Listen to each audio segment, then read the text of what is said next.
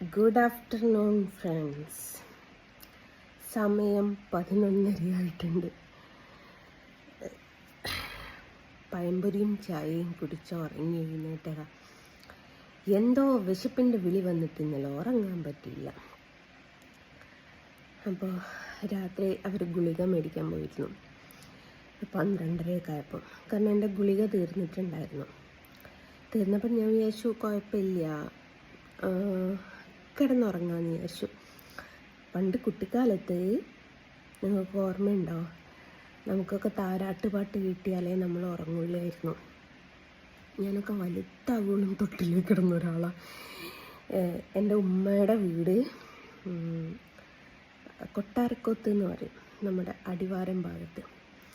അപ്പോൾ ഉമ്മ വീട്ടിൽ പോകുമ്പോഴേക്കും എന്താക്കുമെന്ന് വെച്ചാൽ, അവിടെ ഡൈനിങ് ഹാളിൽ മറ്റേ ഉത്തരവും കൗക്കോലൊക്കെ ഉണ്ടല്ലോ, അത് കൗക്കോലിൻ്റെ മുകളിൽ സാരി കെട്ടിയിട്ട് എനിക്ക് തൊട്ടിലുണ്ടാക്കി തരും. എന്നിട്ട് അതിൽ അടിങ്ങനെ ഉറങ്ങും.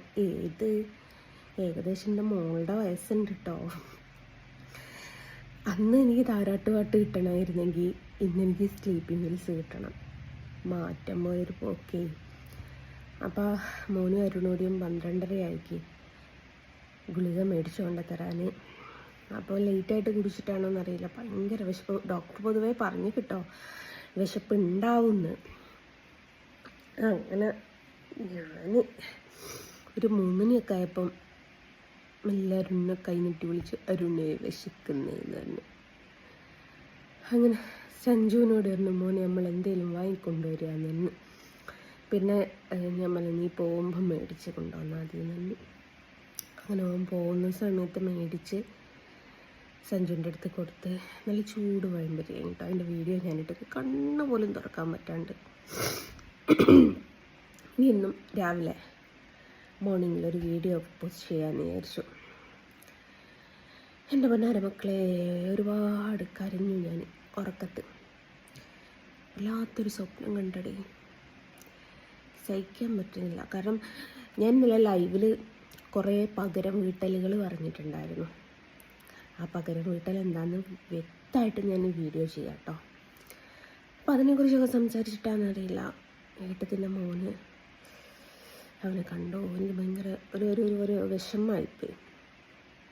ആ ഒരു തരപ്പിൽ. അപ്പം ഞാൻ അവനെ വിളിച്ചപ്പോൾ അവനും ഉറങ്ങിയായിരിക്കും, അതുകൊണ്ട് വിളിച്ച് നോക്കിയില്ല. മോന് ചായ മേടിക്കാൻ നോക്കിയപ്പം കുറേ ദിവസമായി എൻ്റെ കയ്യിലേക്ക് ഇത് പറ്റിയാന്ന് തൊട്ടിട്ട് നന്നായി. ഹോട്ടലിൽ നിന്നാണ് ഫുഡ്, ഉണങ്ങി വരുന്നുണ്ട് കേട്ടോ. അധികം കാണിച്ചാൽ ഇത് വരും, നമുക്ക് മുറിവും കാര്യങ്ങളൊക്കെ കാണിച്ചാലേ പീസ് കിട്ടൂല. അങ്ങനെയാണ്. അതിനെക്കാട്ട് സഹിച്ചുകൂടാത്തതാ ഇതാ ഗൈസ്. ഇഞ്ചക്ഷൻ ചെയ്തതാ.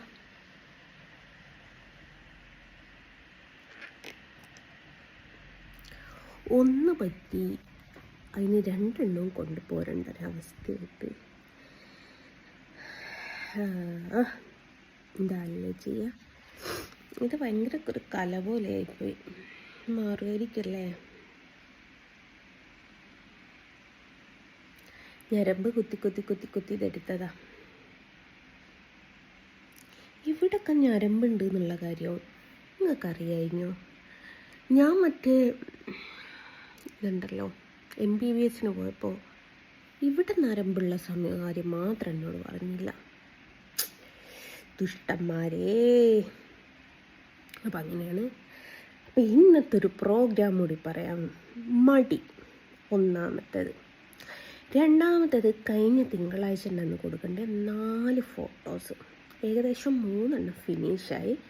ഒന്നൊരു 1 hour 2 hour പരിപാടിയുടെ ഇടും, പിന്നെ അതുകൊണ്ടെങ്കിൽ ഫ്രെയിം ചെയ്യാം.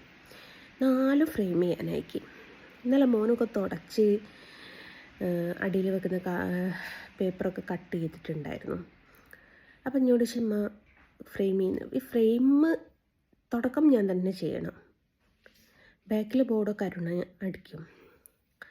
പക്ഷേ എനിക്ക് ഇന്നലെ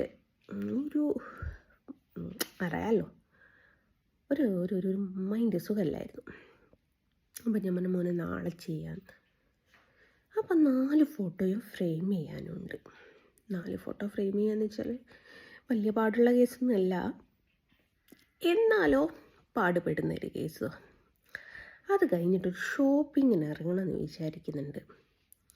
എനിക്കൊരു 2-3 ചുരിദാർ കിട്ടണം. 3 പരിപാടിക്കിടാനാണ്. ഒന്നെന്താ വെച്ചാൽ ഞാനൊരു ഫോൺ എടുക്കണമെന്ന് ഇങ്ങനെ കുറേ ദിവസമായി വിചാരിക്കുന്നു. പക്ഷേ ഞാൻ പിന്നെ വിചാരിക്കും, എന്തിനാ ഫോണ്? എൻ്റെ ഈ ഫോണ് മേടിച്ചിട്ട് ഇതിപ്പോൾ 16 അല്ലേ ഇറങ്ങി, 15 ഇറങ്ങിയ ഡേക്ക് ഞാൻ മേടിച്ചിട്ടുണ്ട്. 1,48,000 കൊടുത്തിട്ട്. അത് ഡിസ്കൗണ്ട് കിട്ടിയ കേട്ടോ. ഐഫോണിന് ഒരാൾക്കും ഡിസ്കൗണ്ട് കൊടുക്കൂല. പക്ഷേ മൈജിയിലെ ഷാജിഖാൻ ത്രൂ മാനേജർ ത്രൂ 2,000 രൂപയും കുറച്ച് തന്നു, നമ്മുടെ ചാർജറും തന്നു. അപ്പോൾ ആ ഫോണാണ് ഇപ്പം നിങ്ങളിതായി കണ്ടുകൊണ്ടിരിക്കുന്നത്. അപ്പോൾ 16 ഇറങ്ങിയപ്പോൾ തൊട്ടിട്ട് മനസ്സിലൊരാശ. ഇറങ്ങിയിട്ട് ഇപ്പോൾ കുറേ ആയി. അപ്പം ഞാൻ സിനുവിനോട് ചോദിച്ചു, അല്ലടാ ഇപ്പോൾ 16 എടുക്കണോ? ഇനിയിപ്പോൾ 2-3 മാസം കൂടിയല്ലേ ഉള്ളൂ 17 ഇറങ്ങാൻ. 17 ഇറങ്ങിക്കഴിഞ്ഞാൽ 16 ഭയങ്കരമായിട്ട് റേറ്റ് വ്യത്യാസം വരും. അപ്പം എടുക്കണമെന്ന് വിചാരിച്ചു. പിന്നെ അവൻ പറഞ്ഞു, ജസിത്ത നമുക്ക് പ്രോഗ്രാമൊക്കെ അല്ലേ വരുന്നത്, അന്ന് അടിച്ചു പൊളിക്കണ്ടേ എണീച്ചപ്പം മനസ്സ് പതറിപ്പോയി.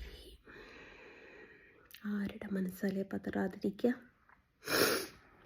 അപ്പം ഫോൺ മേടിക്കാൻ പോവാച്ചാൽ മസ്റ്റായിട്ടും പുതിയ ചുരിദാർ ഇടും, പയതൊന്നും ഇട്ടിട്ട് പോവില്ല. അപ്പം ഞാൻ കണ്ടു വെച്ചൊരു ബ്ലൂ കളറ്. പിന്നെ ഞാൻ വിചാരിച്ചു ബ്ലൂ കളറൊക്കെ എടുത്താൽ ഒരു സുഖം ഉണ്ടാവില്ല, നമുക്ക് ബ്ലാക്ക് തന്നെ. എൻ്റേത്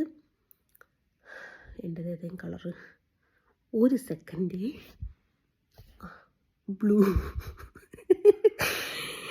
ഇതിൻ്റെ ആ ഗതികേട് ആർക്കെങ്കിലും വരുമോ? എൻ്റെ കർത്താവേ, സ്വന്തം ഫോണിൻ്റെ കളർ നോക്കിയതാ. പണ്ട് തന്നെ ഒരാളുണ്ടായിരുന്നു, എൻ്റെ സുഹൃത്താണോ ബെസ്റ്റിയാണോ മറ്റേ എന്താ പറയുക, എന്താണോന്ന് പറയാൻ പറ്റാത്തൊരാൾ എന്നെ എപ്പോഴും കളിയാക്കുക. അപ്പം എൻ്റെ ഫോണിൻ്റെ ഗ്ലാസ് പൊട്ടി, സ്ക്രീന് പൊട്ടി. അപ്പം ഞാൻ പറഞ്ഞ ഏട്ടാ ഫോണിൻ്റെ സ്ക്രീൻ പൊട്ടി. അത് കുഴപ്പമില്ല മോളെ, സ്ക്രീൻഷോട്ട് എടുത്തിട്ട് അയക്കി. ഞാൻ അയച്ചും കൊടുത്ത്. പിന്നെ ഞാൻ സ്ക്രീൻഷോട്ട് എടുത്ത് അയച്ചാൽ സ്ക്രീൻ പൊട്ടിയത് എങ്ങനെയാണ്? അത്ര വേഗം എന്നെ കളിയാക്കിയിട്ടുണ്ട്. അപ്പോൾ അതേപോലെ കഫ്താൻ ചുരിദാർ ഇറങ്ങിയിട്ട് കുറേ കാലമായി. എനിക്ക് കഫ്താൻ മേടിക്കണം എന്നൊരു ആസ, ചിന്ന ആസ. അതുക്കും അപ്പുറം അല്ലാത്ത വേറെ എന്തെങ്കിലും വെറൈറ്റി ട്രൈ ചെയ്യണമെന്നും വേറൊരാശ. അപ്പോൾ 2 ആശകളായി. ഈ 2 ആശകളോട് നിരാശകളാവാണ്ട വഴിയൊന്നുമില്ല. ഇതിനൊക്കെയുള്ള പേയ്മെൻ്റ് ആദ്യം എൻ്റെ പോക്കറ്റിലെത്തിക്കഴിഞ്ഞു. കൈ കണ്ടോ ഗായ്സ്? അപ്പം അങ്ങനെയാണ്. എന്നിട്ട് ഡ്രസ്സ് എടുക്കാൻ പോകണം. കഫ്താൻ എടുക്കണമല്ലേ, ഞാൻ അല്ലാതെ മറ്റേ ടോപ്പുകൾ കാര്യങ്ങളോ അങ്ങനത്തെ ഒന്നും ഇടില്ല. പക്ഷെ എനിക്കൊരു ആഗ്രഹം, മുട്ട് വരെയുള്ള ഏതെങ്കിലും ഒരു ഡ്രസ്സ് എടുക്കണം, അതിടണം എന്നൊക്കെ. ഞാനിപ്പോൾ കുറച്ച് ഫാഷനായോ എന്നൊരു സംശയം. ഇടോ സഹിച്ചു ഇടടോ. സലീം ഇൻസൾട്ട് ചെയ്ത് സലീമിനെ ഡിവേഴ്സ് ചെയ്താലോ എന്ന് വിചാരിക്കുക. ഞാൻ ഇന്നലെയും കൂടി എന്നെ ഇൻസൾട്ട് ചെയ്ത്. ഒരാൾക്കും സഹിക്കാൻ പറ്റൂല. അവനൊക്കെ അങ്ങനെ ചെയ്യാന്ന് വെച്ച് ഇവൻ്റെയൊക്കെ മനസ്സ് എന്ന് പറയുന്നത് എന്തുമാത്രം ദ്രോഹം പിടിച്ചിട്ടുള്ളൊരു മനസ്സെന്നറിയോ? എൻ്റെ ഭർത്താവിനെ പറ്റിയാണ് പറയുന്നത്. ഇന്നലെ എന്നോട് പറഞ്ഞൊരു കാര്യം എന്താണെന്നറിയോ? ജിസി നിനക്ക് വയസ്സായിന്ന്. ഇത്രമേൽ ദുഷ്ടത്തരുള്ള ഊനെ ഞാനിനി വെച്ചുകൊണ്ടിരിക്കണോ ഗൈസ്? നിങ്ങൾ തന്നെ പറ. എനിക്കിപ്പുറം 16 വയസ്സായിട്ടേ ഉള്ളൂ. അവൻ പറഞ്ഞ് വയസ്സും പ്രായവും ഒരുപാടായി എന്നുള്ളത് ഓർക്കണം കേട്ടോ എന്ന്. സഹിച്ചില്ല എനിക്ക്. അപ്പം തന്നെ അങ്ങതേ എടുത്തോ കർത്താവേ എന്നായിപ്പോയി ഞാൻ. അപ്പം അങ്ങനെയാണ് ഞാൻ എന്തെടുക്കും, ഏതെടുക്കും, എങ്ങനെ എടുക്കും എന്നുള്ളത് എനിക്കറിയില്ല. പക്ഷേ ഓൾമോസ്റ്റ് 3 ചുരിദാർ എനിക്ക് വേണം. ഫോണിൻ്റെത് കൺഫേം ആയിട്ടില്ല. എനിക്ക് ഫോണിൻ്റെതിന് സിനു ഭയങ്കരമായിട്ട് പ്രഷർ തരുന്നുണ്ട്. പക്ഷേ ഇതിപ്പം മെയ് ആയില്ലേ, June, July, August, September, October, 5 മാസം കൂടിയുള്ളൂ. ഒക്ടോബറിൽ പുതിയത് ലോഞ്ച് ചെയ്യും. അപ്പോൾ പഴയത് കുത്തനെ കുറയും.